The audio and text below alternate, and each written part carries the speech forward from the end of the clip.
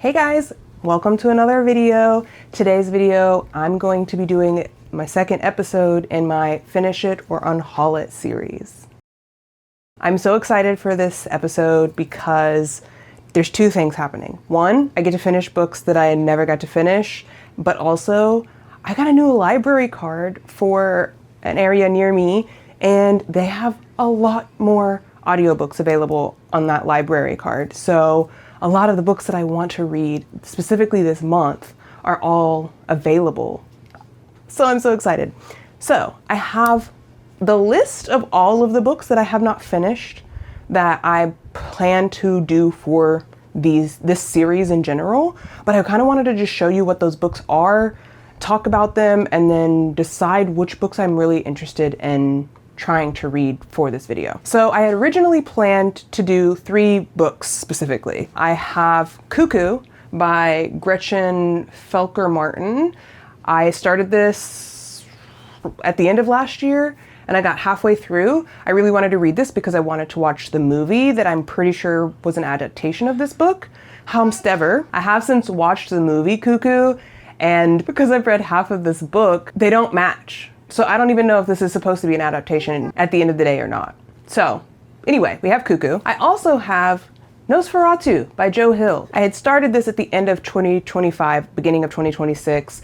I really wanted to read this book. I've heard a lot of great things about Nosferatu, and I started it, got like, 4%, 5% of the way in maybe, and then didn't have time to finish reading it. So really want to get to this one. This one is available on my library cards audiobook, so probably gonna read this one. So is Cuckoo. And then the Pallbearers Club by Tremblay is also a book that I had picked for this video. I got probably like 5% of the way in, was kind of bored of it, didn't want to really read it, wanted to read something else, and left it. But since then, I've heard so many great things about this book and people really enjoying it and just the story that it is. So I really want to get back into this one, and also it's available on my Libby. The other 3 books that I have that I would like to potentially get to if we have time in this video, this is ambitious, but you know, I don't think we'll get to all 3 of these, but potentially I could read one of these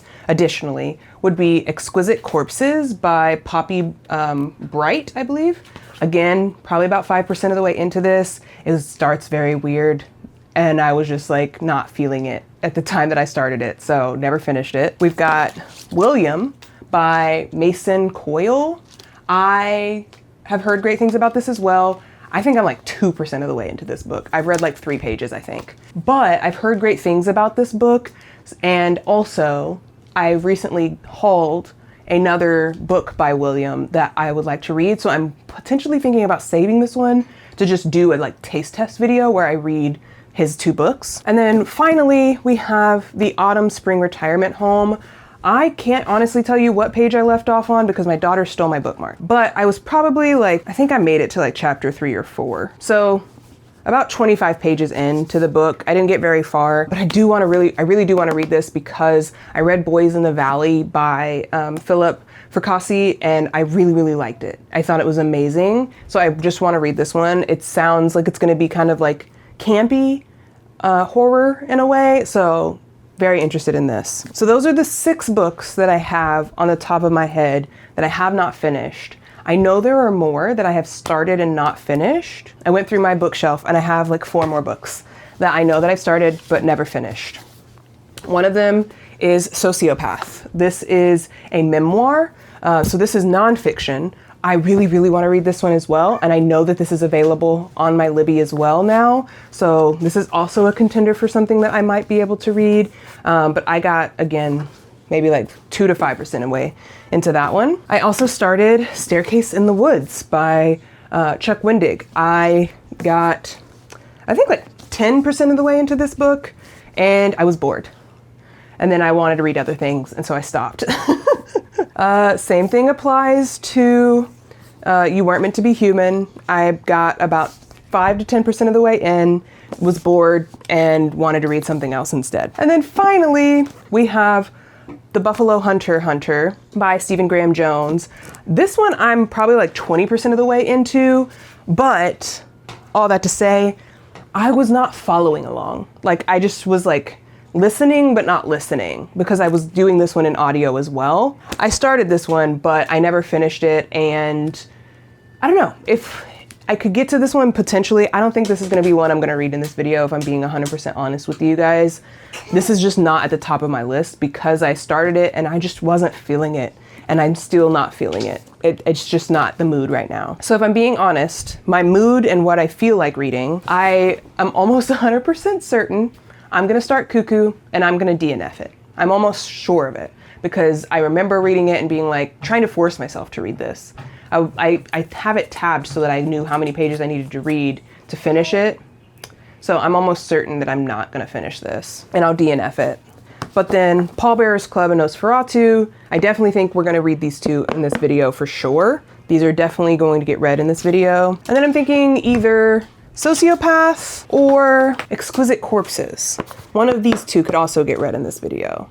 So I'm not sure which one. I think I'm going to leave it up to how I'm feeling after I get through Pallbearers Club and Nosferatu on which one of these I pick. But I think that's going to be, I think these four are going to be our potentials for this video, with the caveat that I'm going to start Cuckoo again and see if I finish it or if I DNF it. So this is the stack that we're looking at for this video.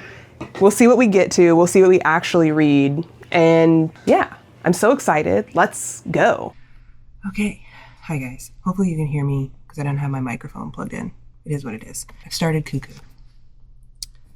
As I expected, I don't want to read this. I'm not enjoying it. I'm not having a good time. It's not going well. I feel like I'm still forcing myself to read something that I legitimately don't want to read. To catch you up, whenever I had stopped reading this originally, I stopped at page 128. I am now on page 168, so that's 40 additional pages. And I don't want to read it. I will say, this is reminding me of a book I've already read by not Nat Cassidy, by Nick Cutter. Nick Cutter wrote a book called Little Heaven. It is a very long book, but it feels similar. And similar because the story we're following is a bunch of gay kids, queer kids, trans kids, all the things, are being sent to a camp, and they're basically being sent to like a reformatory camp. And in the first half of this book, this is broken into two parts. It is a two-part book. So the first part, which it kind of mimics It in that way. The first part is them as the kids, and then the second half is them 16 years after the fact. Very similar to that It timeline of things, where they're basically going after the monster after it's done all the things that it can do to everybody. This first half, basically what we're dealing with is a bunch of kids go to a conversion camp and they all leave different people than they were when they came. But it's something evil is like basically taking them over. And it's very similar to what happens in Little Heaven by Nick Cutter, where something evil is like taking over people. That book, again, is a lot longer and it takes a lot longer to get to those pieces, but ultimately it's the same kind of concept as this. At least that's how it feels thus far. All that to say, I don't know that Gretchen Felker-Martin is a author for me. I've tried reading another book by this author before, and I'm pretty sure I DNF'd that one as well. And I want to like her books because of the commentary, the social commentary of what she's writing about. However, it's just not for me, I don't think. Like, it just doesn't feel like, I don't know, I'm just not enjoying it. I feel like it's too, I don't know, it's not too obvious, but it's also not clear. Like, it's too much message focused to me. It feels like we're very specifically trying to hit like some societal messages that we want to like prove points to, or that we want people to hear or see. And it just feels so over the top for me. Like, it feels like I'm being beaten with social issue, and instead of it just kind of like flowing into the story and being a part of the story. I don't know if that makes sense, but that's kind of how I'm feeling. I don't know, like part of me wants to keep going until I get to part 2, which is it's another 70 pages to get to part 2, to just see what how part 1 ends and if it entices me to want to go to part 2. But again, like legitimately I'm 50% of the way into this book, and I don't want to say that I don't care, but I don't care. Ooh, that feels terrible. I feel terrible saying that. But it's how I'm feeling. And we only have so much time to read in this world. And do I want to spend time reading a book that I'm just not enjoying? It's no slight against the author. It's no slight against this book. People love this book. Like, there are people who do enjoy this book. I will also say this book is not Cuckoo the movie. Cuckoo the movie stars Hunter Schafer, who is a trans woman, but that's not the premise of the movie. Where this is the premise of this is queer bodies, gay, queer, lesbian, transgender bodies at a conversion camp. Cuckoo the movie has none of the same situations going on here. The only thing that like maybe they take some like very artistic leeway with Cuckoo the movie, but from what I'm seeing here, this doesn't feel like it makes any kind of sense connected to the movie. So I don't know that they're related or not. But regardless, I don't know. I don't want to force myself to read something I don't want to read. And maybe I just don't feel like reading right now. I am very tired. It is 9 o'clock at night. It has been a long day, and I'm tired. I really am. Like, my body doesn't feel well. I drank alcohol today. And as a 34-year-old woman, I did too much, okay? I had two alcohols. I had 2 margaritas today, and it put me over the top.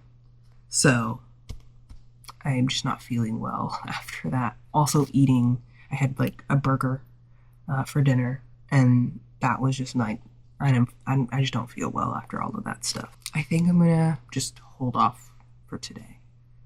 Come back in the morning and see if I'm feeling like reading this more, or if I'm feeling like this is gonna just be a DNF unhaul. I'm gonna tell you it's leaning towards a DNF unhaul, and I'm gonna tell you that before I even started this video and I knew that this book was on the TBR, after I had picked it to be on the TBR for this video, that night I was like, I'm not going to want to read that book. I know that I'm going to DNF that book. I just know that I am. I knew that I was, and I don't know if that like preconceived notion that I already knew I was going to DNF this is what's making me feel like DNFing it now. I just don't want to read it. I don't want to read it, and I haven't wanted to read it. I haven't wanted to read this in a while, and I've had this book for a while. I think I'm just going to do it. I'm just going to DNF it, y'all. We're not going to read this. I'm not reading this. We're not going to read this for this video. It just is what it is. So now I've got to go and get a different book. I don't think I'm going to read any more tonight, though. I am tired, and I don't feel well, and I don't want to do anything else. So I think Cuckoo has been DNF'd. We're not going to finish it. We're going to unhaul it. It is what it is, and that's okay. Not every book is for me. Not every book is for you. You know, it is what it is, and that's okay. Again, we only have so much time in our lives to read books, and I'm just not interested. So I guess we're going to have to go to Pallbearers Club, because that's what's available right now for audio. I have my dentist appointment in the morning. I'm so anxious about it, y'all. I don't want to go. I hate the dentist. I have dental anxiety so bad. I don't like the noises in my mouth being in my head. Like, I hate it. Not even to mention the pain of it all, but I'm going for like actual like dental work too, so it's not like a routine cleaning. I have to get fillings and stuff on this side, and we're only doing one side of my mouth. They wanted to split them into 2 separate appointments, which I think is a good idea, because I'm worried. I've had fillings already before on this side of my mouth, and I feel like it was done so, like, the way that I eat and I bite and I chew, because of how degraded no how because of how worn down my teeth are. From I clench my teeth really bad. I think the fillings just, like, they mess up the way that my mouth lines up and everything. So I'm very worried about it. I'm worried that I'm going to have another tooth pulled, or that I'm going to need a crown because of a tooth being bad. I have so much anxiety about it. I hate going to the dentist. I hate it so much. But I have to do that in the morning. Thankfully, I took the whole day off of work tomorrow so that I can have my morning to get my teeth done, and I can have the afternoon to, like, rest and recover. Obviously, I'll still have my daughter in the afternoon, so I'll have to rest and recover while watching her, but thankfully my husband will be home at some point in the afternoon, and he can basically take over childcare if I really need to just, like, go lay down or go to sleep or whatever. I'm anticipating not being able to eat, which makes me so anxious. I want to eat. I need to eat so badly. I should have asked them too, because I take a lot of prescription meds, if I should take my meds before I go to my appointment or not. I mean, I guess it's fine. I can take my medicine and eat before a dentist appointment. It should be fine. So anyway, I'm just rambling. Sorry, y'all. I did finalize I posted my video for reading my episode 2 of my Twisted Retreat series. Spoiler alert, it went really well. You should go watch it if you haven't watched it. I'll link it up here. It was so good. It went so well. I'm so happy about it. I really enjoyed the books that I got to read. And it's making me have a renewed sense of, like, oh, not all these books are not going to be bad. Because that first episode was rough. Episode 1 was rough. So I'm grateful that episode 2 went so well. I have not picked out the books that I'm going to read for episode 3 yet, but I'm excited about that. But I posted that video today. So again, go watch it if you haven't already. And I've also planned out the videos for April. Excited about April plans. I'll be releasing my video on Wednesday for my wrap up of this month and my TBR. So by the time you've seen this video, that video is already out. So I guess I can spoil it here because that video is already out. If you haven't watched that video, go watch it. But my plans for April, I want to do some taste test videos. And essentially what I mean by that is reading from authors I've never read before to see if I like their writing and if I like books that they write. The one that I'm dedicated to doing is Rachel Harrison. One that I might also do is Mason Coyle, I believe is how you pronounce his last name. And I'm dedicated to Rachel Harrison. I'm a potential for Mason Coyle because Mason Coyle's books, both of them are like 220 pages or something like that. So they're very short books. So if I have space to, like, fit them in, I might fit that into a video for this, for April, but we'll see. My used bookstore vlog, that one's already out also by the time you've seen this video. So if you haven't seen that, you can watch that. I'm very excited. I feel like I've found my, like, flow with reading and with making videos, and so that it's still entertaining for me and for you, and it's not overwhelming. I'm trying to do anywhere from 2 to 3 books per video, depending on how big the books are. Depends on how many books I actually read. So that's kind of where we're at. I'm hoping that this video will potentially be 3 books that I actually read, not including Cuckoo, which I'm DNF'ing, like I said. But we'll see, because Nosferatu is a huge book, and I really want to read it, and I'm hoping that my library hold comes in time so that I can read it with audio, because it's the only way that I know I'm going to get through that book in a timely manner, because literally that book is massive. So yeah, I'm hoping that I can get at least 2 to 3 books per video, which has been successful for me. I've been able to do that. And I think with the way that I'm balancing them out and the way that I want to go forward with video releases, I think it's going to go good. So I'm very excited. I think I finally found something that I'm enjoying too, and it's helping me to read more. Like, I really, really love reading. One thing I do want to try and do, and I might plan for this in May, is I need to get, and I don't use it right now. I haven't been using my Kindle at all these last few months. Literally not once. So I want to get back into doing some Kindles, and I have some books on my Kindle that I had started and not finished. So maybe we can do a Kindle unhaul, finish or unhaul book thing. So maybe that's a way to incorporate my Kindle reader into things. But yeah, anyway, I'm just rambling. I like talking to you guys. I think that's it. I think that's really all I have to update y'all on. So I hope you're having a good day. I'll talk to y'all tomorrow with a new book.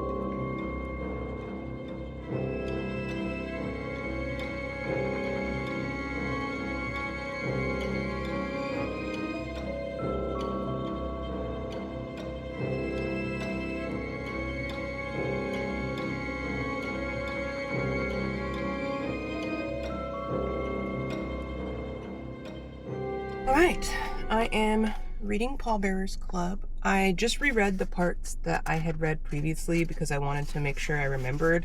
It's been a while since I opened this book, so wanted to reread those parts. But now we're starting on page 13 is where I had originally left off. Basically what I'm getting from this so far is that we follow Art Barbara, even though that's not their real name, and some sort of friend whom we do not have a name for yet. And Art Barbara has written a memoir about themselves and what they're calling the Pallbearers Club. Essentially, Art started a club at their school to be pallbearers at a funeral home so that students could join, they could help out for the elderly or people who didn't have family or the homeless, that sort of thing, and it would give them college credits. So that's kind of what's going on right now.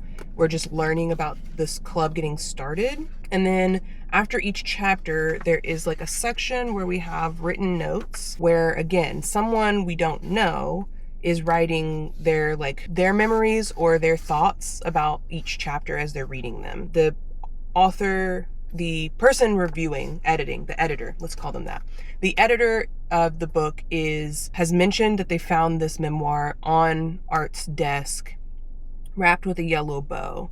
So the presumption to me is that Art is gone, died, no longer with us, ran away. I'm not 100% sure, but in some sense, Art has left the building. So I'm very interested to see how this goes. I've lost my bookmark. How this goes and what comes of it. It sounds more interesting now that I'm reading it and remembering it. But yeah, we're at the dentist's office. I have a dentist appointment now, so I've got to go. And I'll see y'all after. Okay, so I have an update on the Pallbearers Club. We are officially 30% of the way in. That's my progress.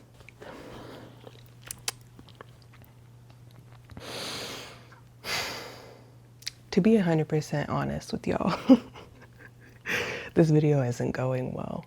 I'm starting to realize that I stopped reading certain books because they were boring to me.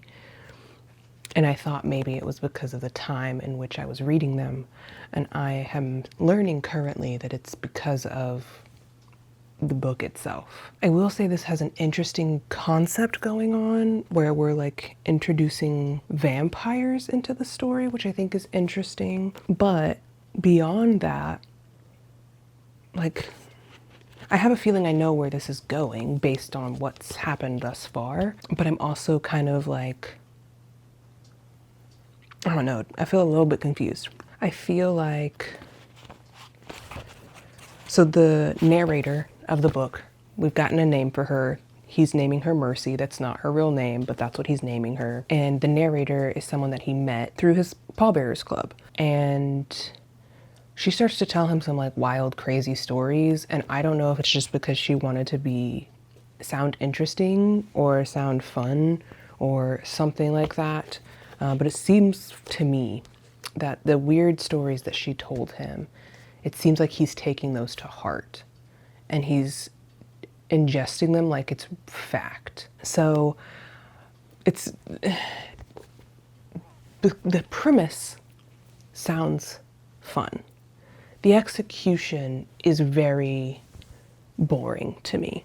And I think it's because the way that Art, the writer of the memoir, the way he writes is pretentious as hell. It's so much. It's so artsy fartsy, over the top, extra. Some of the words that he's using, I'm like, kid, come on. This is supposed to be a high schooler, by the way, writing this book. So, I don't know. It seems very interesting. I just am very like, I don't know. It doesn't act, and I don't know why I said that. It doesn't seem very interesting beyond the concept. Like the idea sounds cool, but the execution isn't going well. So that makes me sad, mostly because I'm obsessed with Paul Tremblay, but this is a different type of book than I am used to from him. So I don't know. I'm gonna continue and hopefully we can finish this tomorrow. But yeah, it's very meh. I'm feeling very meh about it, which makes me sad. Like I said, Paul Tremblay is one of my favorite authors. I really like Cabin at the End of the World. I thought that was an amazing book. I also like A Head Full of Ghosts. That's also a really great book. Survivor Song. Oh my gosh, I loved that book. Also read Survivor Song after COVID had happened. And Survivor Song is about like a COVID type of plague, but he wrote that book before COVID happened. Crazy work. If you haven't read it and you're okay with reading COVID-ish type of world-ending things, I highly recommend reading Survivor Song by Paul Tremblay. I loved it. I thought it was great. It put word and feeling and emotion to a lot of the things that were happening at the time that I remember. I read it in, I think like 2021, 2022. So it was after the fact of COVID like coming through and all the things that came of that. But I thought it was really well written. And I feel like, again, it just gives like weight and explanation and description of how people were feeling in that time and the like understandings that we were having and how everything was just so messed up. Like it definitely felt like it spoke to that. So definitely recommend Survivor Song if you haven't read it. I now own Growing Things and Other Stories, which I plan to read in the near future. He has another book coming out this year that I want to read. Something about sheep and sleeping. I can't remember the name of it. It's a weird title. But he has that coming out this year, so I want to read that one as well. But it looks like there's a few others on here that I haven't heard of that I would like to read. Disappearance at Devil's Rock. I've never heard of that one. And then he has some crime novels that I didn't know. The Little Sleep and No Sleep Till Wonderland. So interesting. I didn't know he wrote crime novels, so I might check those out. That sounds interesting. We're just following two friends and again, it's a memoir, so it's in the past. So I don't know. It's fine. I think that's where I'm at right now. Other than that, updates. I am going to prepare for my video that's going out tomorrow, which is my March wrap up and April TBR. So I'm writing up everything for that. Basically, I have like a little notebook that I write all of my stats into, and then I'll put those into my stat sheet that y'all see on screen whenever I do those videos. And then beyond that, I have my list of the books that I'm going to read. So just kind of like getting my synopsis of those books together and the video concept ideas and expected release dates for those videos. And then what else? I'm also listening to Gavin Reads It All. Okay, so Gavin and Jan Agaton. I've done Jante's Inferno before. I did that one last year. I did not do it this year because, to be honest with you, it was a lot. It's a fun readathon. I don't think there's anything wrong with it. But Jan is like someone who crams. Like she specifically makes videos on her channel where she's cramming books into like the last week of a month or something. And I don't like to like put a lot of pressure on myself when it comes to reading. And so that readathon was very hectic for me when I did it last time. I did not make it out of hell, as she calls it. It's basically like a Dante's Inferno situation. Anyway, Jan Agaton, if you don't know her, she does a lot of horror books and book reviews. She's amazing, awesome, super fun and weird and quirky, and I love her. But her and Gavin are doing like a collab right now where she does a series called Do Your Worst, where she reads her fellow booktubers' worst books. And she does this because typically her ratings compared to others, she loves things that most people don't like, and she does not like the things most people do like. So I think it's really fun, and it's a cool way to like read books that you wouldn't want to read typically or wouldn't typically read. So she's reading books that her other cohorts have said, I hated this book, it was terrible. And she's reading them to see if she finds really good books, 5 stars, whatever. So she's been doing that for, I think she said like 13 episodes. And her and Gavin did one a while back, and they're redoing another one where they're like revisiting doing this again. And so Jen released her video today, and Gavin also released his video today, but only for members. And so I'm watching his members only version of the Jante or Jan Agaton Do Your Worst challenge.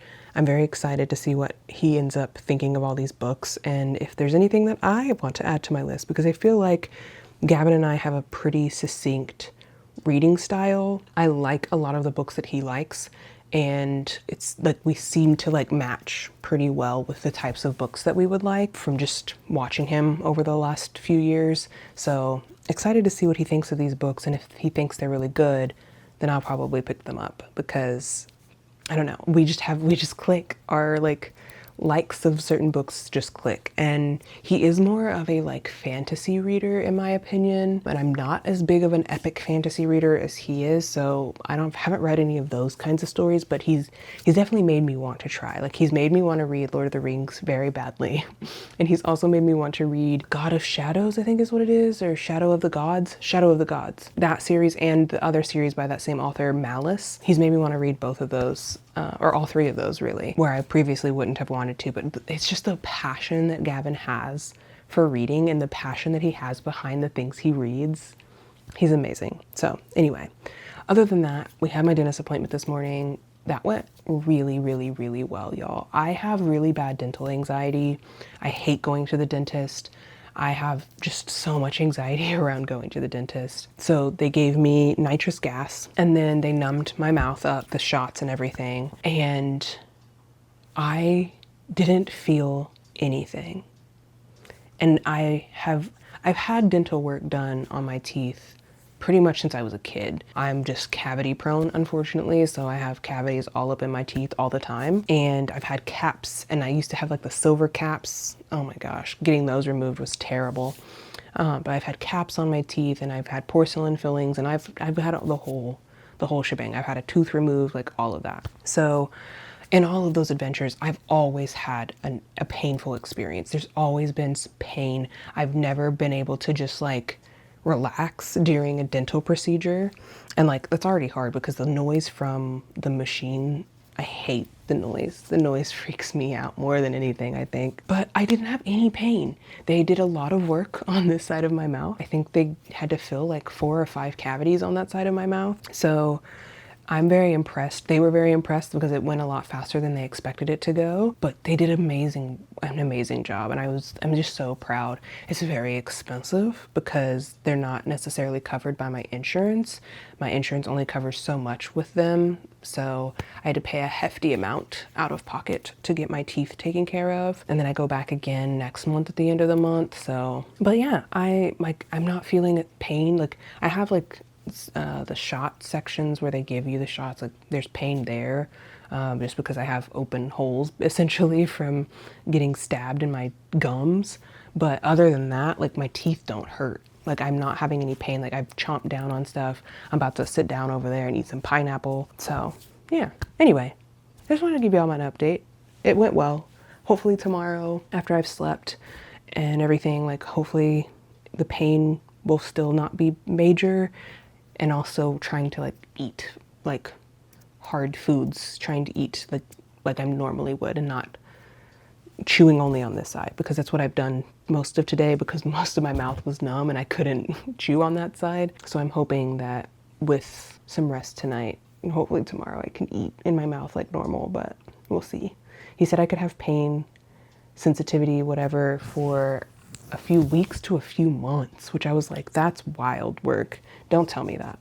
I don't want to hear that.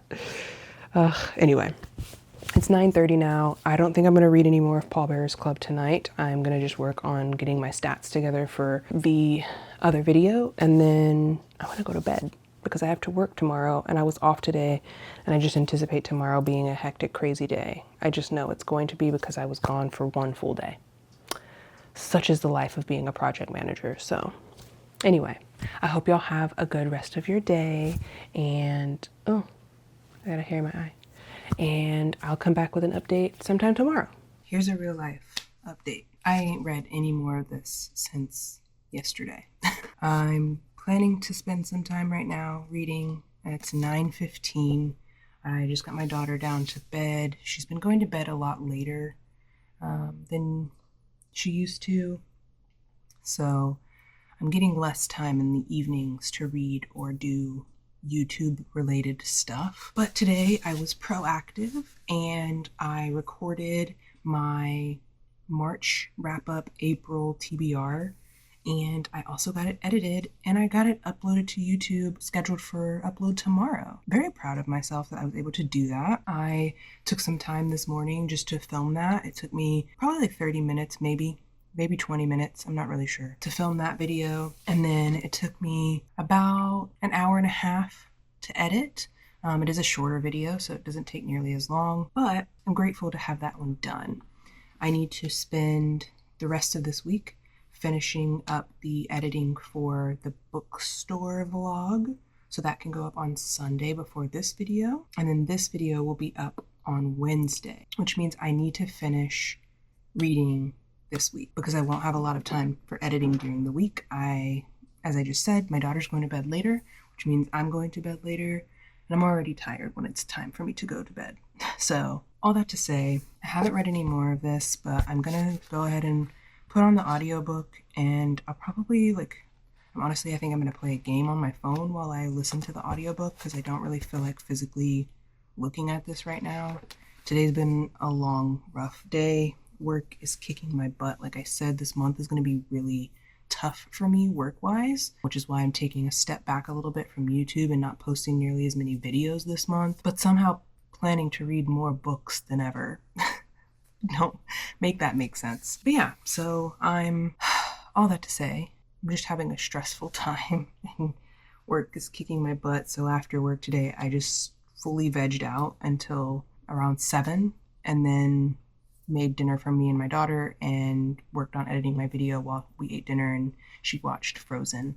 It's her favorite movie. So that's what we did, and that's what's happening. My husband is not here right now, so I have the bedroom to myself. Like I said, I think I'm just going to put on the audiobook for the Pallbearers Club, see how far I can get tonight. I would like to get, I'm 50% of the way in. I would love to get to 75% of the way in to this because I would really like to wrap this up already.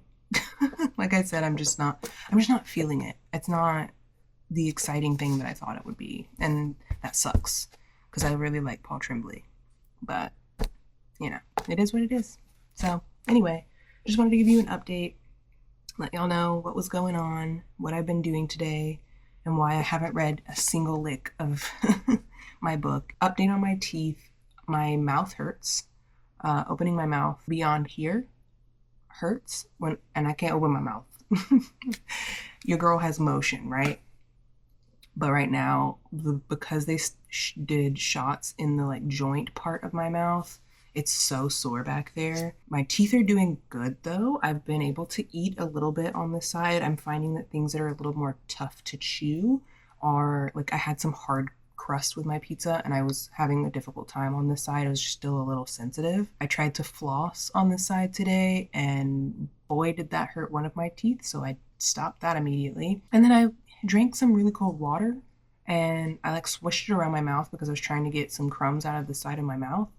And that lit up one of my teeth on this side too. So I've been trying to keep an eye on that because while the like bite of my teeth is good, which I'm grateful for because I've never had a good bite after getting dental work done, the sensitivity is still there. So I don't know. I'm hoping that it'll go away. I was able to brush my teeth just fine this morning. Like, that didn't hurt at all. Like, I was worried that the toothpaste would sting with all the like puncture holes in my mouth, but it didn't. It was perfectly fine. And my teeth, like my gum line and none of my teeth like hurt from brushing. So it went fine. It really is just around eating. It seems to be the more difficult part. And I was able to sleep on the side of my face. I do have a Tempur-Pedic pillow, so that does play a large role in me being able to sleep comfortably. But anyway, I'm just rambling about things at this point. I'm ready to be done with this book. I honestly want to DNF it. I'm not enjoying it. And we only have so much time in our lives. I think I'm going to try another 10 to 25% of the book and see how I'm feeling. If I'm still feeling like, what is this? And I don't care. And it's not because it's not getting to the juicy parts yet. And I want to be in the juicy part. I'm 50% of the way through. It should be juicy by now. And it's not. So I'm going to try and read some more. We'll see how far I can get. And if I am feeling better, I'll try to update you before I stop reading for the night, just so you can have an update on how it went. But yeah, I'm going to stop yapping, give you some B-roll to watch, and read, audiobook it while I play games on my phone. So here we go.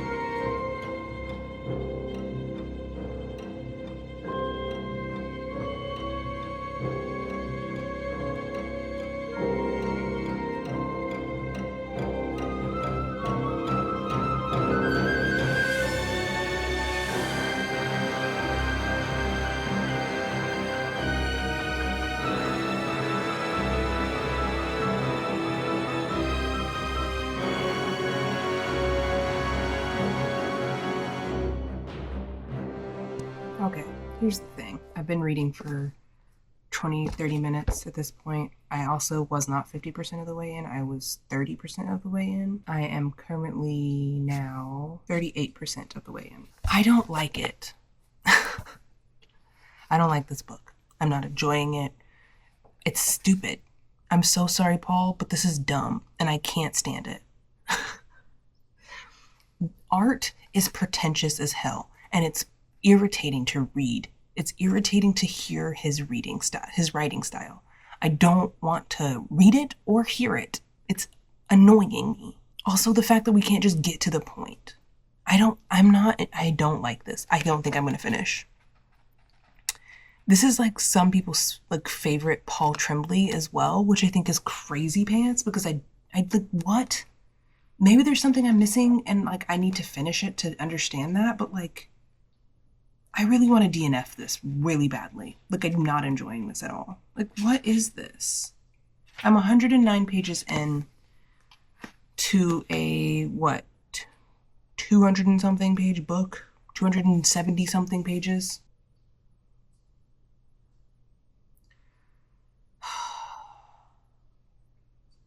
Do I push through and force myself to finish this book because I like Paul? Or do I DNF this book because it's just not for me? The writing is so pretentious, it's annoying. You have no idea how annoyed I am listening to the way that he talks. Let me see if I can find an example. Here. Sundial slow, I eased out of bed and slothed to my bedroom closet. Inside, there weren't any monsters or Narnia, just my back brace, the personal shell I'd fill with so many of my worst hours. Dusty from its banishing, I dragged the brace out of the closet and wriggled into its unforgiving mold. Maybe it would make my back feel better and the hard plastic chest plate would protect me from something. And maybe this sounds totally effed up. A part of me felt like I failed this night somehow, that I must have done something wrong for everything to have happened the way it did, so I deserve to wear the brace in another night. It's overly descriptive. It seems like a child wrote it. And I hate that for Paul. I know that's the point. That's the part that I hate. I know it's the point. The point is for it to sound like a high schooler wrote a novel. I hate it. Ugh. All right. I'm going to get ready for bed. I'm going to put this on while I get ready for bed. My husband's on his way home. And in the morning, wherever I stop, however I'm feeling when I stop, in the morning I will update you on if I'm continuing this book or if I'm done. So I'll see you in the morning with an update. Hello. Excuse my mess. All right, y'all. I told you I'd come back with an update, so that's what I'm here to do. But also I want to tell y'all about, okay, first of all, I absolutely love Keke Palmer. I don't know if y'all like Keke Palmer or not, but I love her. I think she's hilarious. I love the extraness that is her personality, and I adore it. But she did a podcast episode on her show on YouTube with Niecy Nash. And it was like one of the best episodes I've ever watched. First of all, the way that they like riff off of each other is amazing. I love it. I love to see it. But also Niecy was talking about a lot of like confidence, self-love type of things, and it just like really resonated with me. One of the things she said on the podcast was talking about self-love, and then she's like, it's not called mama love, it's not called them love, it's not called boyfriend love. It's called self-love for a reason. And I was just like, yeah, that's true. Like, you have to be happy with yourself. Because they were also talking about like lying within relationships, and specifically like romantic relationships, and why we do that, and how we try to like cover up our feelings for our partners to make them feel more accepted, or to not impact them so heavily with our thoughts, feelings, opinions, whatever. But she made some like really good points about just being truthful, because at the end of the day, telling the truth is going to get you much further than hiding it and then either being resentful, regretful, upset, whatever it may be, because your partner is not doing the thing that you want or that you would like because they don't know. So I don't know. I thought it was a good episode. She also talked about just being confident and like her first acting roles. Y'all, you need to watch it. It's so good. It's so funny. It's real. It's real good. It's real good. It's real funny. So go watch it if you have not. If you don't watch Keke Palmer, you should, because she's hilarious. But anyway, update on my book. Let me double check myself. Okay. Update that we made it to 57% of the way in to the Pallbearers Club. It's not getting better. I am sorry to say that it's not getting better, and I don't want to read it anymore. So I think I'm going to stop. Straight up. I think I'm just going to quit. That's the whole premise of this vlog and this series, is to either read it or unhaul it. And I don't want to read it. I'm not interested in reading it. This is like, basically it's a second chance, right? Like, I soft DNF'd it, and this is its second chance, and it's failing. It's failing miserably. So DNF number 2 in the books. It's really sucks because it's not what I wanted to happen, but I can't do this anymore. I cannot read this anymore. And it's not, to be honest, like me giving a rating or anything on this is not going to be fair to the book either, because it's not for me. It's just not for me. And that is what it is. And that's okay. Yeah. I don't know. Even with the reflections from Mercy's character and her like edits, if you will, it's still not helping. Like, that's the only part of the story that I'm actually enjoying, because it's a reprieve from this art's like pretentious commentary. I just am so tired of hearing it. So yeah, we did flash forward in the story to Art being out of high school, and like they had like a break in their friendship for some years, but it's not enough to make this better. So I'm over it. What that means is we have to pick another book to read. Nosferatu, I'm still waiting on the audiobook to come in. And then Exquisite Corpses, I can't get an audio for that. But then Sociopath, I think I can get the audiobook for that one right now, which is honestly, it's the one I'm most excited to read. And it being a memoir, like I feel like that's gonna be the best choice. Let me go to my TBR real quick. Yeah, I already have it. I've already borrowed it.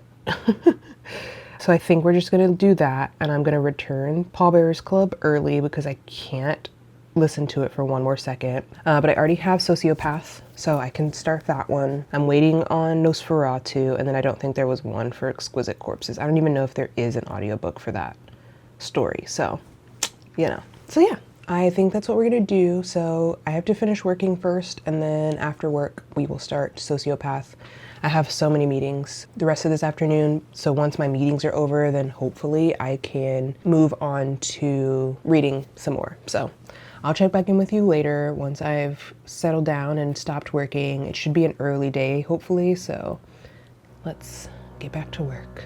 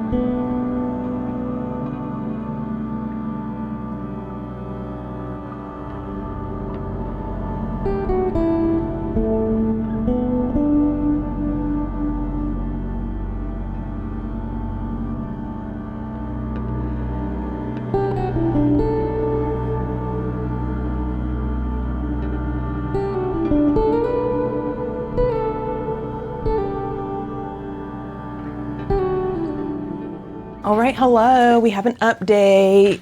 So exciting. Also, ignore this messy mirror. I clean this all the time, but I can't keep up with it because my daughter keeps sticking her face on it. So it looks, just don't look at it. Pretend it's not there.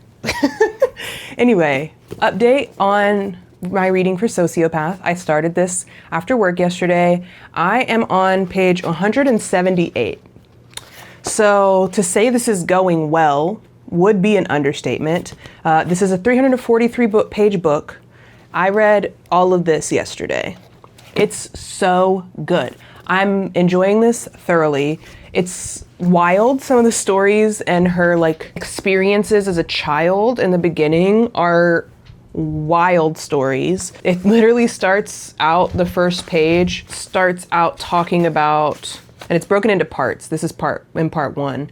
But it says, whenever I ask my mom if she remembers the time in second grade when I stabbed a kid in the head with a pencil, she answers the same, vaguely. And I forgot about that opening sentence. until I got to her explaining what had happened and the background story to all of that and how that she got to that point and what actually happened. Wild story.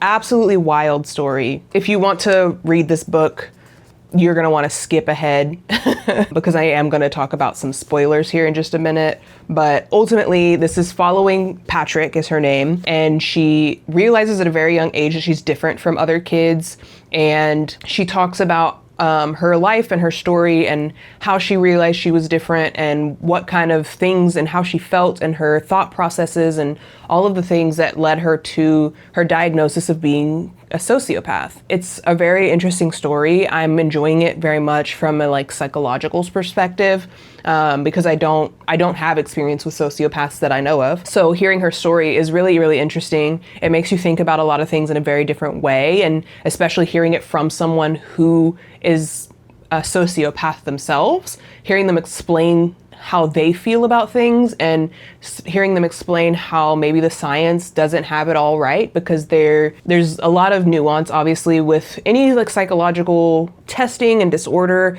There is a lot of, unfortunately, gender bias, because as most people know, a lot of our medical history comes from us doing medical tests and medical surveys and all of that stuff on men, and particularly white men. So we don't have a lot of background when it comes to things for women.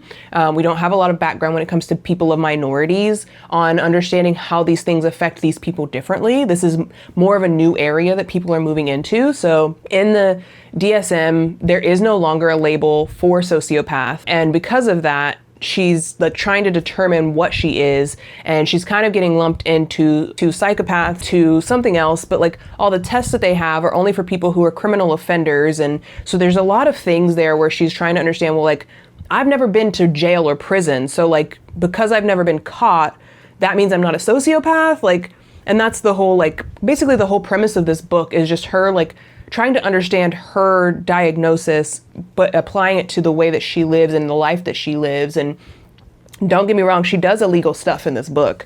It's not harming other people necessarily, inherently, but she does do illegal things where she's, I mean, to spoil it, I guess, in a way, she does a lot of B&E.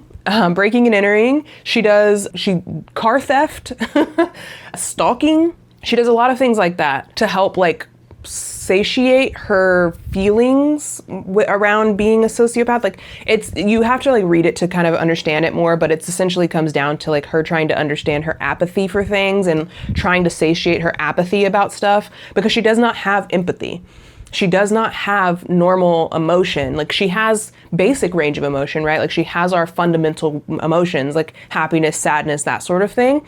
But like the gamut of emotion, she doesn't experience. She doesn't have the same feelings. She doesn't experience shame like some people would feel. She doesn't have anxiety. She doesn't feel fear. Like, she doesn't have those feelings. So because those things are like more of a learned emotion, she just doesn't have those. Like, it's not registered for her. And like, she talks about an experience in here where essentially someone's trying to kidnap her and her sister has the wherewithal to be like, this is sketchy, no. And she's like, come on, this dude said he has kittens, like, I want to see a kitten. And she's like, no, like, don't do it. And he's like, come on, I have 2 black kittens in my car, I'm just over here. And she starts following him, and then she realizes, oh, something suspicious is up, because the man starts acting a little funny as they get closer to the car. But because she's a sociopath, she basically like turns it on him, and like, she's like, you can see that he's registering that something's wrong with me, or something's not right with me. And as she tells him like, oh, is that your wife? What's her name? I want to go talk to her. And he turns around to talk to the woman. He goes, hey, so-and-so, show her the cats. And as he's saying it, she's already booked it and she's ran off. And so he's mad and screaming at her. And she's like, obviously it wasn't about the kittens, right? So there's that piece. The story about stabbing the other kid in the head is crazy. But I mean, part of me understands.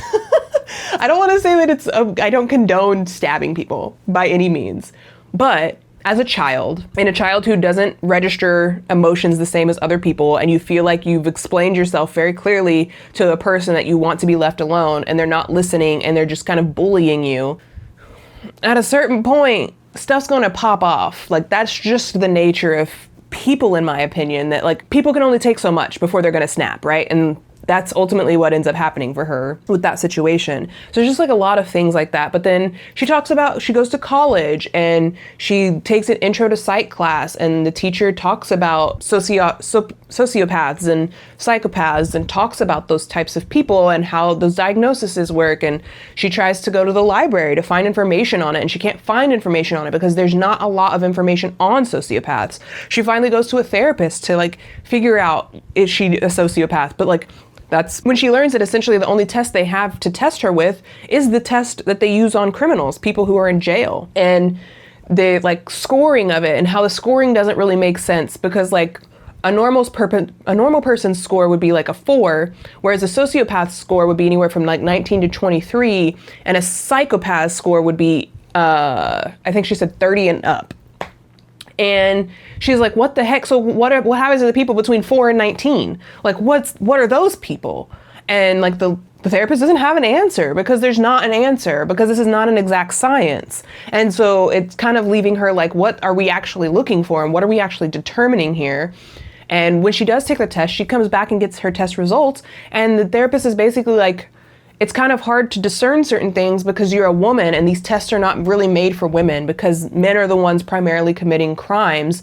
Women don't normally commit these types of crimes. To be labeled as a sociopath, the test is biased towards men. So like, it's a whole thing. It's been very interesting. Talks about relationships she's had, friendships, partnerships, that sort of stuff. It's a very intriguing memoir. If you are interested in psychology or understanding human brains, if you're even interested in the idea of understanding what a sociopath is or wanting to know more about it, I highly recommend this book so far. I'm very much enjoying it. It's going immensely well. And then my other update is I have finally received my hold for Nosferatu from my library. So we're gonna actually get to read that in this video. I'm very excited. So once we finish Sociopath, I'm almost done. I'm gonna be finishing it today. I'm like, very clearly I'll be finishing it today. There's no way around it, because this book is, I'm so like, I woke up and I turned it on. I got in my car to take my daughter to school, and I listened to music with her, but as soon as she was out of my car, I turned it back on. I plan to listen to it in the middle of me working in between my meetings today, because it's just so good. It's so intriguing. The life she lives, her adult life, like, it's just so interesting. So I'll be finishing this today. No questions about it. And that way we can start on Nosferatu. Nosferatu, the audiobook, is 20 hours, which is long. So I don't know if we'll get to read more than just Nosferatu. We'll see. It is Thursday today. I want to wrap up this vlog filming by Saturday so I can edit on Sunday so that I can have it ready on Wednesday, but we'll see what ends up happening. If anything, I may end up just extending the time so that I can add that in and just edit up to that point. I typically do all my editing in one day. I don't typically edit throughout time, so we'll see how it goes. But otherwise, right now we have Nosferatu that we can read, and then the only other book that I have left that was on our plan is Exquisite Corpses. So if we get through Nosferatu and we still have time, then I can listen to, or I can read Exquisite Corpses, or Exquisite Corpse. What is it? Exquisite Corpse? Yeah, Exquisite Corpse. We could read that if I have time. If we don't have time, then that'll be 2 books that we actually get to read. We basically read 3 books because we DNF'd 2, and I read the amount of pages to be like almost 2 books, or almost a full book, but it's fine. We'll have finished and completed 2 books in this video, which is very exciting. I'm glad I was able to get through so many of them so I could honestly cull my shelf of all the books that I have, because I have so many books that I've started that I haven't finished that like I just need to get through them. I have another stack that I've put together of other books that I have. We've got more episodes that we can do, and I think there is even more books potentially in there that I've started that I haven't finished. So anyway, all that to say, today's going well. I'm having a great Thursday. Today is Thursday, which means it's pit night. I'm so excited. I love watching this show so much. I think tonight's gonna be the final episode though, and I'm really nervous about it because I don't want the show to end. I love watching the pit. If you haven't heard of it, it's a show I believe is on HBO Max. And it's just such a good TV show. The main actor is actually an actor from the show ER from like back in the day. He was on that show and is now the like leader of this show for The Pit. And The Pit is basically following a bunch of residents and doctors and nurses in training and all of these people inside of an emergency room. And each season is one shift. So every episode is an hour in their shift. It's crazy pants. It's wild. It's so interesting though. This season, I will say, is a heavy hitter because there's a lot of like social commentaries in season 2. They talk a lot about like doctor burnout or employee burnout at hospitals. There's some talks about ICE. There's talks about end of life. There's talks about all the like major social topics that are happening right now are addressed in this season. So it's been a heavy season. I have cried a few times because I have so much feeling and emotion and empathy, and that's just who I am. But like it's really hit me on a lot of the episodes. So either way, I'm excited. That's happening today. And then again, it's Thursday. My daughter woke up and she had like a great day getting her to school. She's got pictures today with bunnies. I'm so excited for her. They have a live bunny that they're bringing to the school so that the kids can take pictures with the bunny for Easter. So she's all dressed up in her cute little Eastery outfit. I'm so excited for her. I'm glad that she's getting to have these kind of experiences. Obviously, she's not even 2 years old, so she's not going to remember any of this stuff. But I can tell like on a day-to-day basis that going to daycare has like really helped her and she really enjoys it. And I love it for me. Selfishly, as a mom, it's great that she has daycare in the mornings because I have time to focus on work and really get a lot of work done in the mornings while she's at daycare. And then she comes home from daycare and she takes a nap for like 2 hours. So I pretty much have from like 8 a.m. until 2:30, sometimes 3 by myself to like just work without her like under my feet. And it's been really nice, especially this week, because y'all, this new process that we're doing at my job is killing me. It's stressing me out, but you know, it is what it is. So yeah, I think that's all the like random blah, blah, blah updates that I have. I think I'm done rambling. I just have a lot of thoughts and feelings and opinions about things. I like to talk. I'm gonna get back to work now. I'm gonna listen to my audiobook and I'll see y'all when I'm done for an update. Hello, vloggy vlog. Okay, update. I finished Sociopath last night. You guys, this is probably one of the best books that I've read. I don't know if I would say all year, but it does feel like that right now. This is such a good memoir.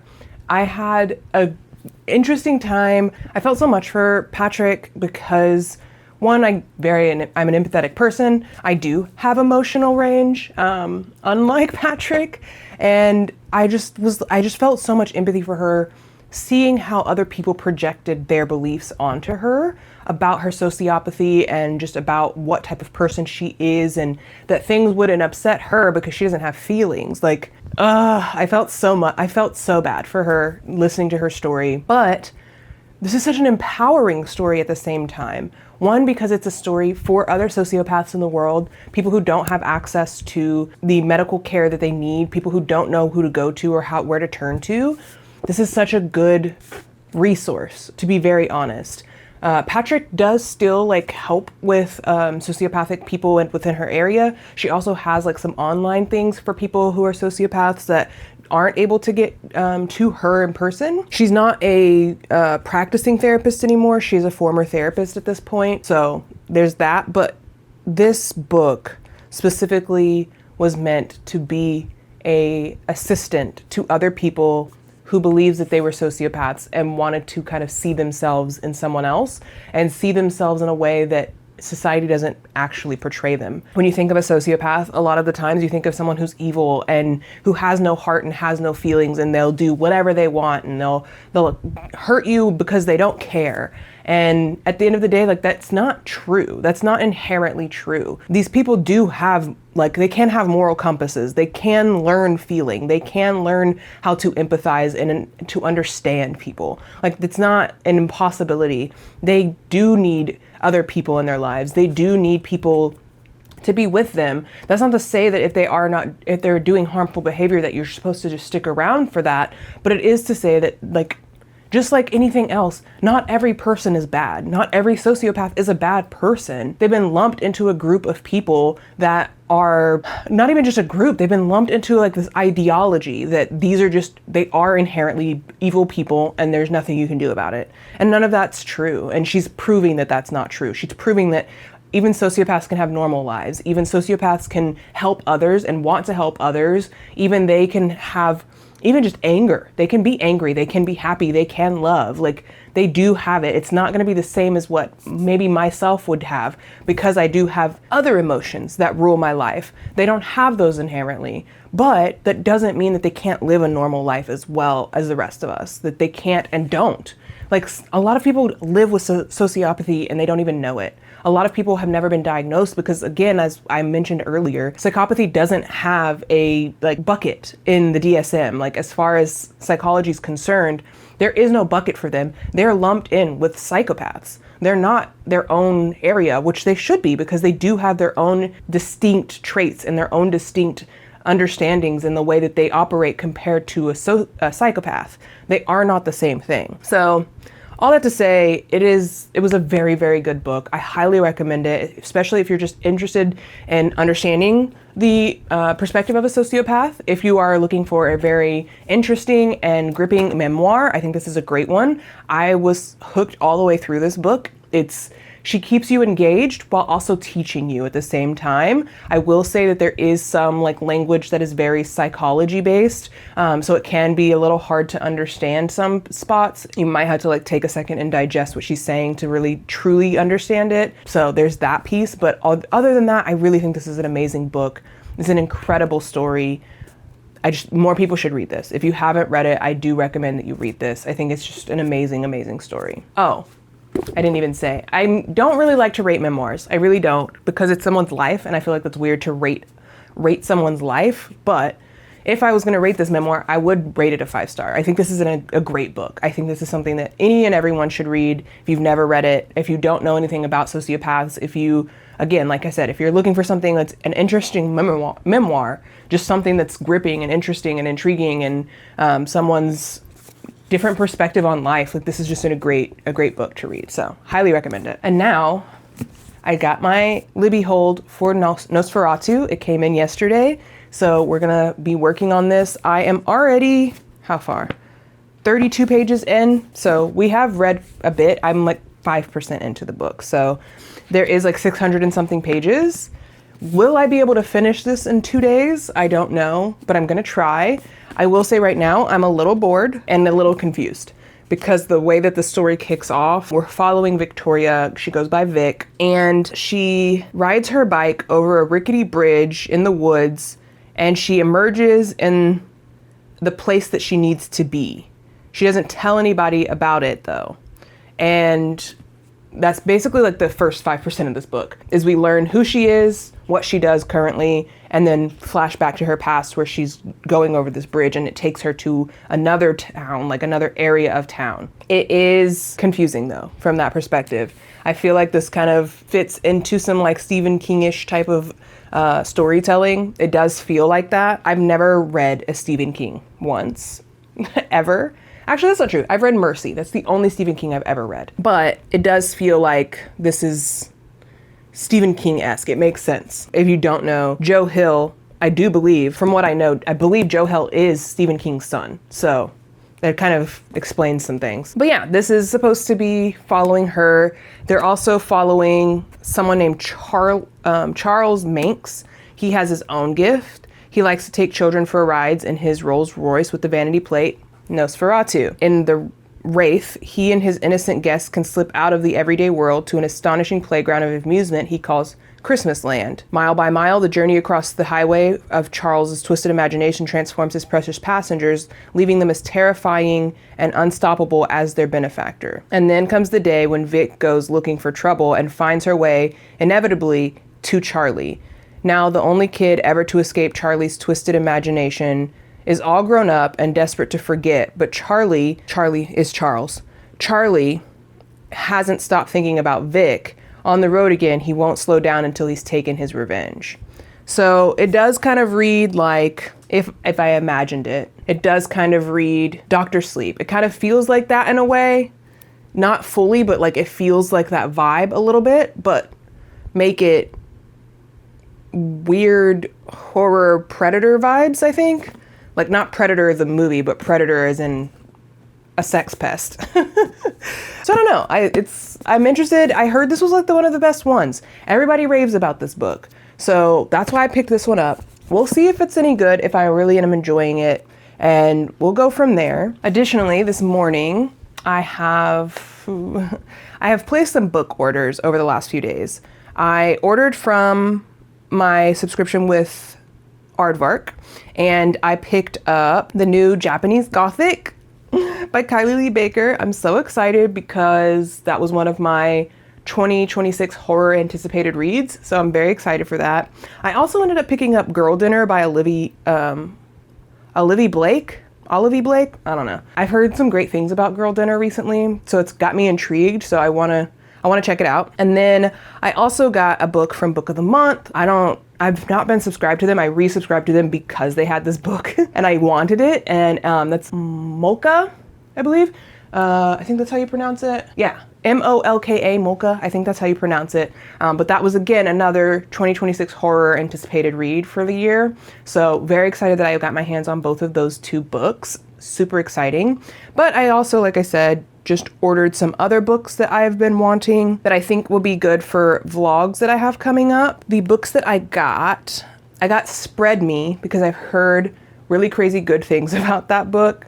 So I'm excited to read that. I've heard it kind of feels like it follows in a way. So I'm very excited to hear about that one. I got a graphic novel, Sheets. This is something that Allie, I can't remember her last name. She's no longer on BookTube, sadly, but she used to talk about this book when she was on YouTube, and I really, really liked her recommendations. They were very cozy and fun, so I decided to go ahead and pick that one up. It's been on my pickup list for a long time. I also got Notes on an Execution. I've wanted to read that for a very long time. I've heard it's also a really good book, and it sounds very intriguing to me, so have wanted to read that for a while. And then I've got a novella, A Short Stay in Hell. Heard great things about that one as well. Thinking about doing like a novella short story video in the future, so figured I'd pick that one up to throw that in there. Another graphic novel I got was Lightfall. Again, Allie had recommended that a long time ago when she was on YouTube, so pulled that one in there as well. And then my final book I got was We Spread by Unread. Those are the books that I recently purchased. I'm excited for them to all show up. I got the graphic novels because I want to do like a graphic novel manga reading vlog at some point, because I have a lot of mangas that I have not finished or have not read, and I want to read them. So I have those and I want to put those all into like maybe a video at some point. And that would be an easy video that I could do as like one of my every other Wednesday videos, because it's just graphic novels and manga. Those read faster than a regular book. So that's my update. I'm hopefully getting off work early today. It's been a crazy hectic week at work and things have been going fine. It's been okay with this new transition. It's just very stressful, and obviously we've planned for the transition as of yesterday. We execute it starting next week. And so that's where I'm really nervous to like see how it flushes out and how we actually make it through on a day-to-day basis, and if we actually get things done in a timely manner. So yeah, I don't know. We'll see how it goes, but that's my update for now. And I'm gonna go read Nosferatu. I have the audiobook, like I said, from my library, so I'm gonna try and put that in and listen to it while I'm doing some admin-y work today, and then finish working on reading it. Well, not finish it, but continue reading it when I get off, hopefully again early this afternoon. And then we have therapy tonight.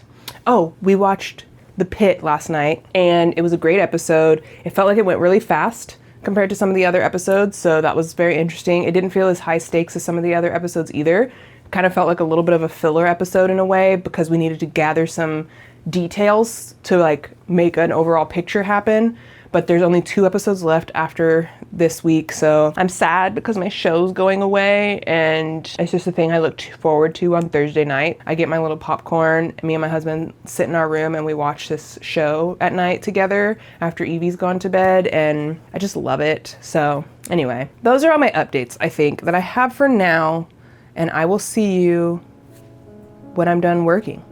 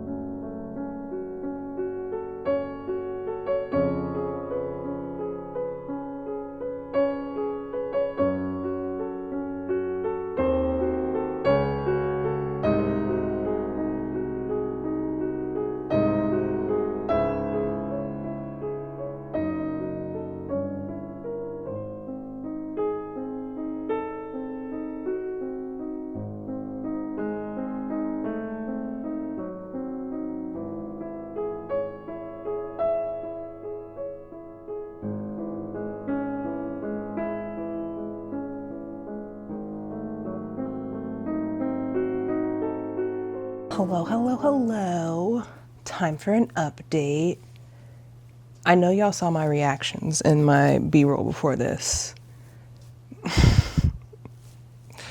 There was like one chapter at the beginning where we follow Bing, and Bing's nasty.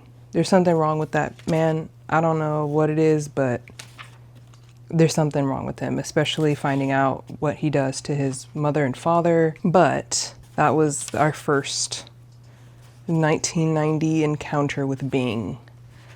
And also with a character, obviously the character we know is Charlie, who I just learned his nickname in the book is the Wraith. So it took me until 108 pages to understand what was happening and where things were going.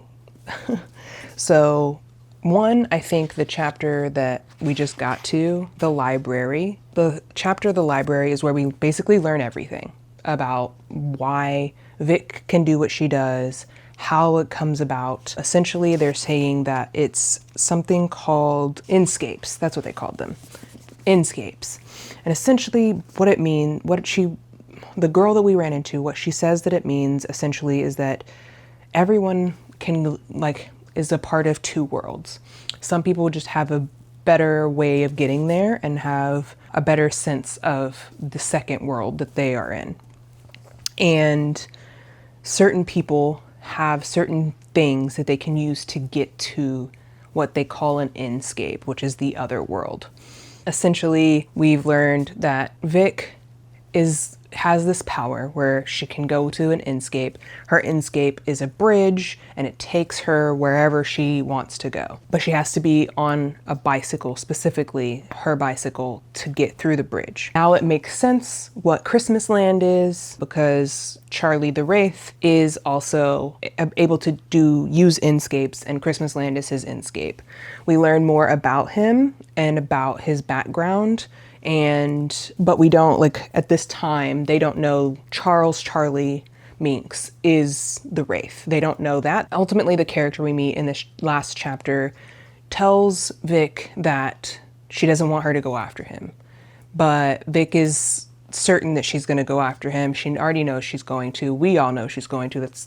We wouldn't have 600 pages of a book if she wasn't going to. I think being this far in, that's as much spoiler as I feel like I should give. The next 500 pages or so is gonna be, it's gonna be interesting. This book is gross. I'm already learning that this book is gonna be disgusting. I almost stopped reading it, y'all. That chapter that y'all saw me reading, where we meet Bing for the first time, there was a lot. There was a lot of explicit commentary talking about people's boobs. I wasn't expecting it. Because again, I was listening to this on audio without reading it at the time, because I was working, and so much yuck. That whole chapter was gross. I honestly was freaked out. I am interested to see what Bing did to his mom. We know what he did to his father, but we don't know what he did to his mom. He alludes to it, but doesn't fully define it. I'm almost certain I know what he did to his mother, but I'm interested to see what his character becomes and how his character plays into all of this. Obviously, I have an idea after reading the library chapter. Essentially, we've learned that Charlie the Wraith uses people to help him get children, and that he lies to these people to help him get these children, and that somehow these children come with him into Christmas Land, and he basically feeds off of them like a vampire. Thus, Nosferatu. That's pretty much the synopsis as well. So it's not like I'm spoiling too much. We learn a lot of the things in the synopsis already, but I'll let y'all know how it goes. I think because I'm only 100 pages in and this is a 600 page book, I need to get at least halfway through. I need to get this far. So I need to read 200 more pages tonight. And I think at that point, then I'll update you. Once I get to the halfway point, I'll come update you with my spoiler-free thoughts if I can. All that to say, this book is explicit. It does seem like it's going to be graphic. It does seem like it's going to be gory. I'm interested. I'm excited to see what this story is going to be. I'm sad that it took us 100 pages to actually understand what the heck was happening. But, here we are. We finally figured it out. And now I can move forward in the story, and you can stop giving me all this background information. We can actually learn things and do stuff. So here we go. We're about to get in this bed, get snuggly and cozy, and just read. That's the plan for the rest of the night. It's currently 8:40. I don't know how long it's going to take me to get halfway through. I'm hoping it won't be too late, but I do anticipate it's going to be a few hours to get halfway through. So I'm going to crack on so I'm not delaying anymore. And yeah, that's enough rambling. I need to get to reading. We got a lot to go. So I'm going to start reading now, and I need to work on editing my video tomorrow. I'm going to spend tonight just reading. I don't want to edit tonight. I don't feel like it. I'll talk to y'all later with an update. Bye-bye. Okay. It has almost been 24 hours since my last clip, and I'm done. Are we proud of me or what? I finished Nosferatu by Joe Hill in 24 hours. Basically, I can't believe it. This is a humongous book, but it was honestly very interesting. I don't exactly know what my rating is, so we're gonna talk this out together because I literally just finished listening to the audiobook while I was putting my daughter to sleep. Did I like it? Yes and no. I would say I liked it. Obviously, it was interesting. I kept reading it. I kept listening to it. I finished it. It's just 690 something pages that I finished in a day, essentially. It was really good in the factor that it kept me engaged. However, I will say that the story itself is an interesting story, and the concept is weird and interesting. I think that it didn't need to be 692 pages. I think that was a little bit unnecessary. I think it did help with some of the creep factor, but some of the things that I think he used in this book to like push the edge and push the envelope, and it was just gross. And I was talking to my husband about it last night, and I was explaining it to him, and I was reading him the chapter that y'all saw way earlier of me like being like, what the heck, freaking out because it was just, the language was gross. And it kind of reminds me of an extreme horror in a way, because of the things that are happening in it. And I guess that makes me think that most of the extreme horrors I've read have just been extreme in the sense of sexual assault. Because that was like that was a big thing in here. One of our characters is basically a rapist, and that's like a big through line in this entire story, which is weird. The whole premise of Charlie going after Vic was also interesting because he didn't have to go after her, and he didn't have to do the things he was doing, but he did them out of spite because he was upset with her for something she had done in the past. And all of that to say that like she gave him an opportunity to like move on, and that she would do, like if he did something, she would just leave him alone. And he didn't take it. He didn't want to take it. He was being very egotistical. There were many, many times where Vic gets into situations where he's like screaming for someone to kill her. And it just kind of felt like we didn't need to have 17 instances of that. I'm exaggerating, but like, you know what I mean? Like we didn't need to see you trying to kill her a billion times. It didn't make any sense to me. I don't know. I don't think this book needed to be as long as it was. I think that there are some parts where it just kind of like we're repeating a similar story like 3 times, honestly. But beyond that, it was interesting. The ending was very interesting as well. I don't want to spoil anything, but the ending was very interesting where we get to witness some people in a situation, and I don't understand how that's happening, and I don't understand how that works. Obviously, this whole thing is like basically a horror fantasy in my opinion. I think if you do like fantasy and you do like horror, this is probably a book that you would enjoy because I feel like it really does meld like sci-fi and horror really well. I would say it leans more horror, but it does have like a lot of sci-fi elements to it in the sense that like there's this other dimension and it's dream worlds and all of these things, like all of that nuance to all of it. Like I think that is very sci-fi. So now that I'm finished with it, I honestly feel I'm leaning between 3.5 and 4 stars. I'm not 100% sure where I'm at right this second. I didn't love it, but I didn't hate it. It was not just meh either though, which is where the 3.5 comes in, but I don't know if it's 4 stars worthy. I think I might have to go 3.5 because I enjoyed the experience that I had, don't get me wrong. And I think that this book feels very specific for a specific type of person. This feels very much it's for people who really do like sci-fi and horror and they want to see a mesh of those 2 genres. I think this is perfect for you. I don't really want that. It feels very Stephen King. It feels like I never read Dr. Sleep, but I watched Dr. Sleep, and it feels like that in a way where we've got like this horrifying situation that's happening, but like there's this sci-fi piece to it. Like that's really what this feels like. It really just feels like a Stephen King knockoff in a way. Yeah, I don't know. I think that there were some spots too where I was expecting something more and I didn't get that either. Yeah, overall I think, again, not a bad book. I just don't think it was necessarily for me, but I'm proud of myself that I read it because I've wanted to read this for a while because a lot of people had said that they really enjoyed this book and this was like one of the best Joe Hill books. So I was like, well, let me read it. Don't know if I'll read another Joe Hill if this is the best. If you have read a Joe Hill before that you think is better than Nosferatu, please let me know because I would love to hear about it.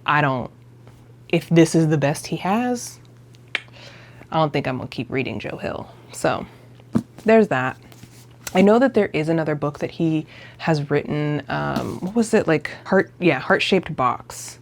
I've heard a lot of people talk about Heart-Shaped Box, so maybe that's the better one from him than Nosferatu. I was also expecting more vampiric elements because obviously Nosferatu. We do get the explanation of why Nosferatu, but it was just like, I don't know, it felt very underwhelming. I will say also the villain Charlie, Minx, Charles, the Wraith, whatever you want to call him. He has like 75 names. I do feel like he was very like evil movie villain, because he kept explaining everything. He kept telling people what he was going to do before he did it.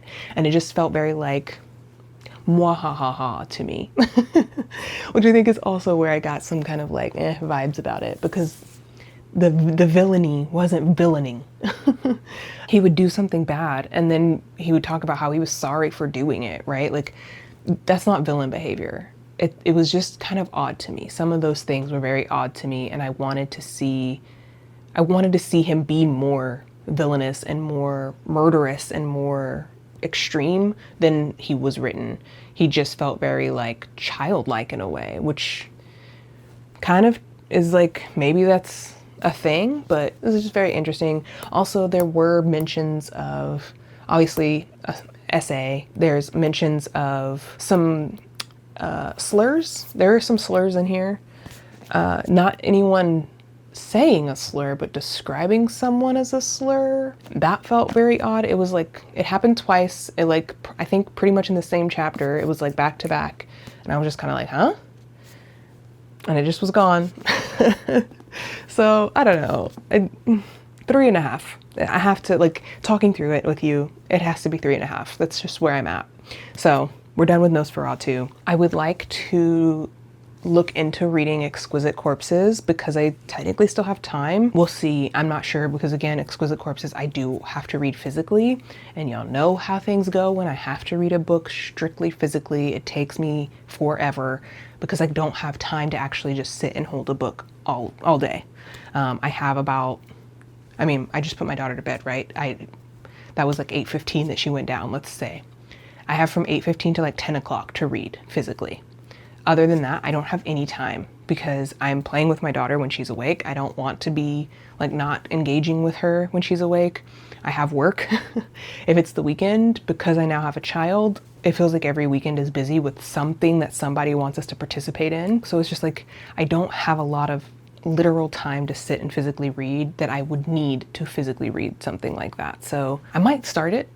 And we'll just see where we get in it, and then I will maybe add it back into the pile as like an unfinished in the middle book. But I think I need to edit my other video first and then see how I'm feeling after that. So I'm gonna go do that now, and if we read more books, then I'll see you reading Exquisite Corpses, and if we don't, I'll see you for an outro in a little while. Okay, formal intro for Exquisite Corpse. I honestly don't remember when I started reading this.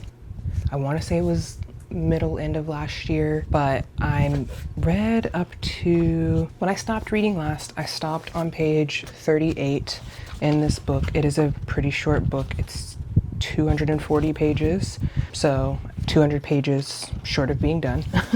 But I stopped at page 38. Since then, I have read 10 pages. Today, I'm on page 48.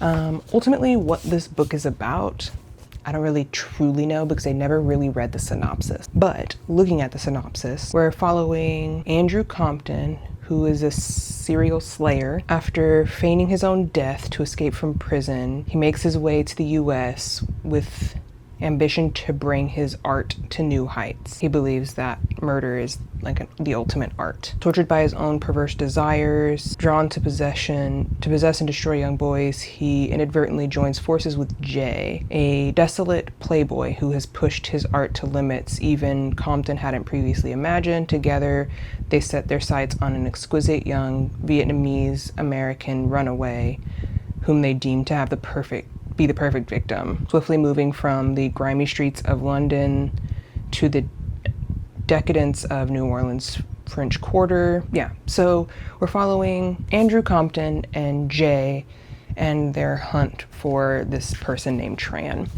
To this point, I have met Jay and I have met Tran.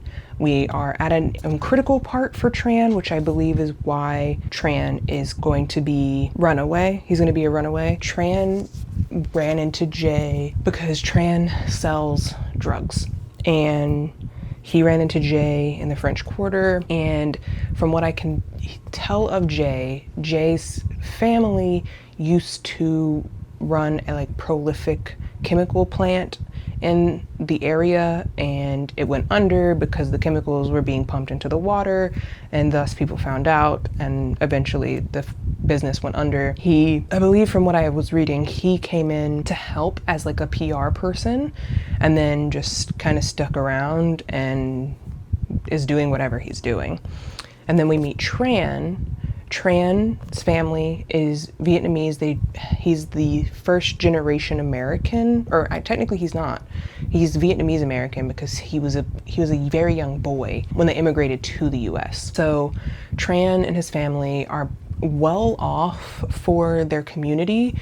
They're still like, I would say probably lower middle class based on the explanation, but they have their own business, they run their own restaurant, they don't, like even Tran explains like going into the Vietnamese neighborhood that he lives in, that his family's house is not like everyone else's because everyone else basically has to grow their own food for survival, and Tran's family doesn't. So we learn that like his growing up experience isn't what he would want it to be. He really wants to have that background, but that's just not who his family is anymore. But beyond that, Tran seems to also maybe have like some loose ideas of his sexuality based on what I've read so far. He is at a rave and he's wearing a dress. That is like the only thing that has really been like explored, to be honest. So loose translation, but we just got to, like I said, a critical part where Tran comes home from being at a rave where he was wearing a dress, and he meant to tuck the dress into his shirt and his shorts, but he didn't. And he walks into his room, and his father's in his room. And his father usually doesn't do that. Him and his father usually don't see each other much. And he talks about how like, oh, maybe he found my drugs. And then he was like, or he found the letters, which would be even worse. And that's pretty much where I've stopped. I'm gonna presume that Tran has been either writing letters to someone, or he's been just writing notes of things, because he did talk about writing stories about death and people dying and how beautiful it is to him in a way. So I don't know what the letters contain yet, but I'm presuming he said that would be the worst thing if his father found those letters, and that there would be no coming back from that. So I think that's probably, I think that's going to be the reason he runs away. But that's pretty much where I'm at right now. Like I said, Andrew Compton has not been introduced yet, so we haven't even got to his character being introduced, but I want to try and finish this book today. It is currently 3:30. My daughter's taking a nap really quick, so I'm gonna sit down and try to read for like an hour while she takes her nap and see how far I can get. Again, it's 200 pages, so I'm hoping that I can get at least to page 140 so we can be halfway done.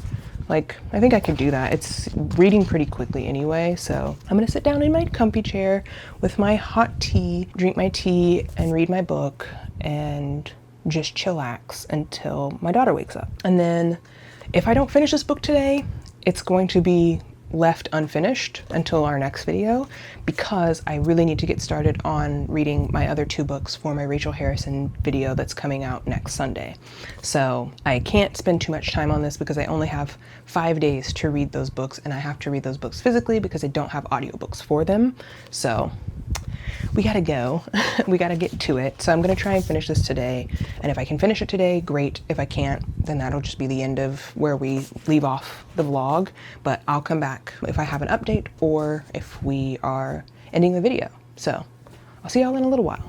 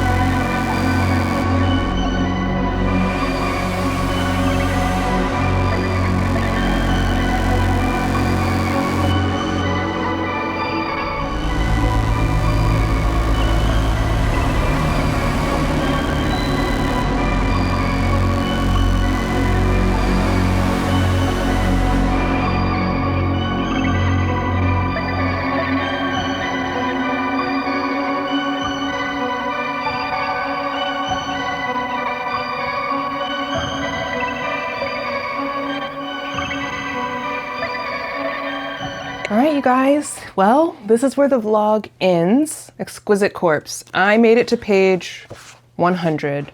Quite even. Stopped on a chapter. Pretty proud of that. This did get really good, but also really messed up. As y'all would have seen from my reactions on my B-roll before this.